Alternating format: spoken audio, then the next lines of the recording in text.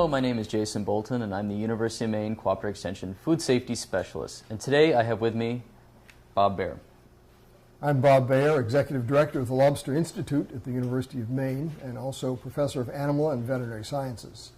Today Bob and I are going to be talking about the proper ways to cook and prep lobsters. Maine lobster is probably the icon for Maine. It's our most famous seafood, and probably internationally it is the most famous seafood perhaps in the world. It's well known for its flavor, and it's the prized seafood. It's not only good, but it's good for you.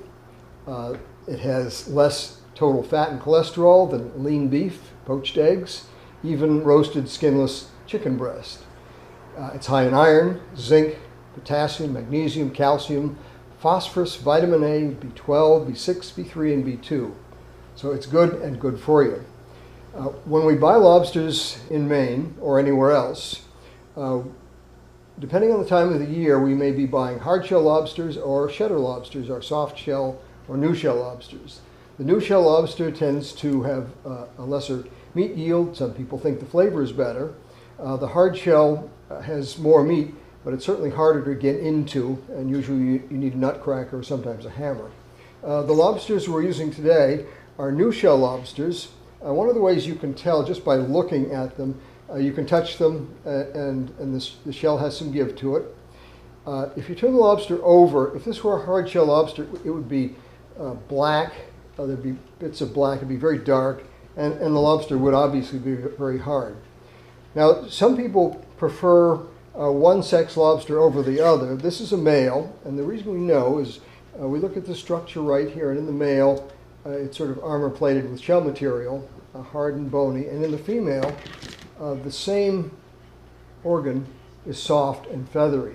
Now, many people prefer female because in this female, when it's cooked, there is what's called the coral by the consumer. It's actually the ovary, and it's bright red. It's kind of waxy in consistency, but many people do like to eat that, so they'll ask for female lobster.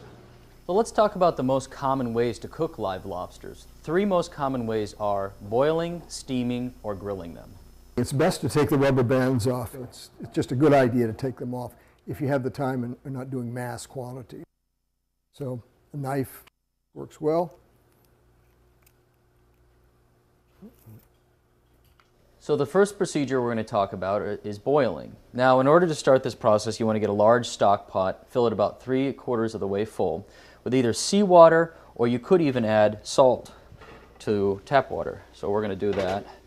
It's about a tablespoon of salt per quart of water. Okay.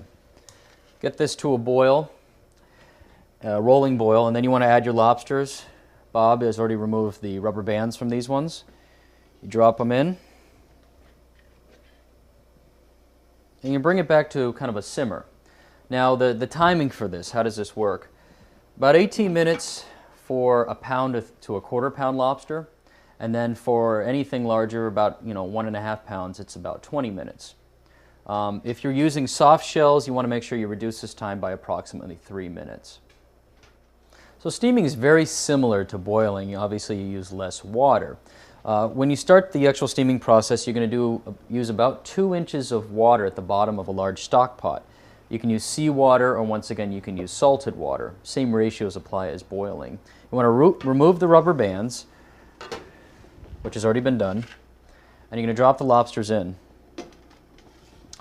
The cook time is also pretty much the same.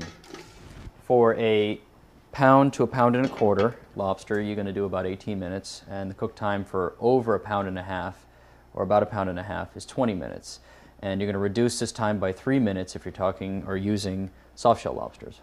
So if you decide to grill the lobsters, the first thing you want to do is parboil them. So same procedure as boiling, except you're only going to boil them for about 5 minutes. Once the lobsters come to a rolling boil, you've set them for 5 minutes. You want to remove the lobsters and put them in cold water.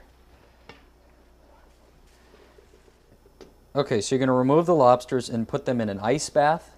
This stops the cooking process. About 50% ice, 50% cold water.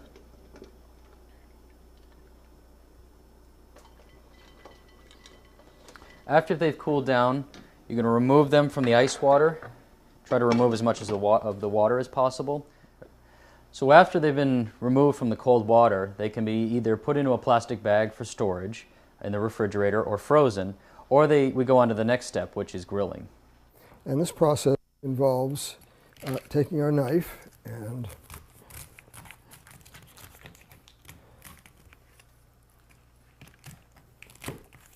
going down the center. You open it up, and there are a couple things that we will remove. First is the tamale, which is right here. The sand sac, but it's actually the stomach. And then we'll also remove the intestine, which is in the tail. Oops. Sometimes the intestine is hard to see because if it's not full, it's not pigmented. Here it is.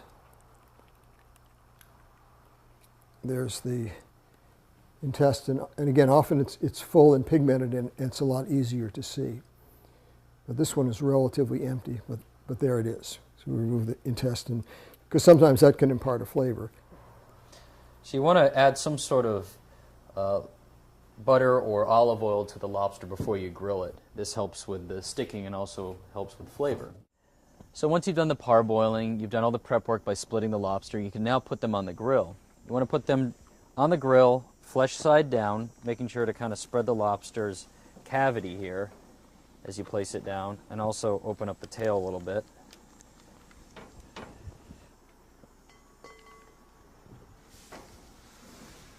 Make sure the tail is folded out like that, the cavity open.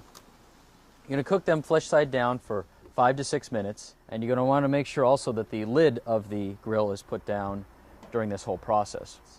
Then you're going to flip them and cook them another 4 to 5 minutes. You want to do it on relatively low heat because the lobster shell and the meat can burn pretty easily.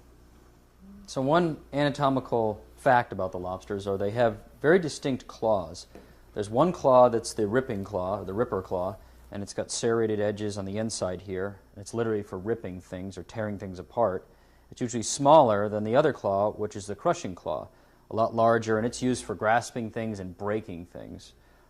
And so these can switch. They're not always on necessarily the left side or the right side. They can switch back and forth.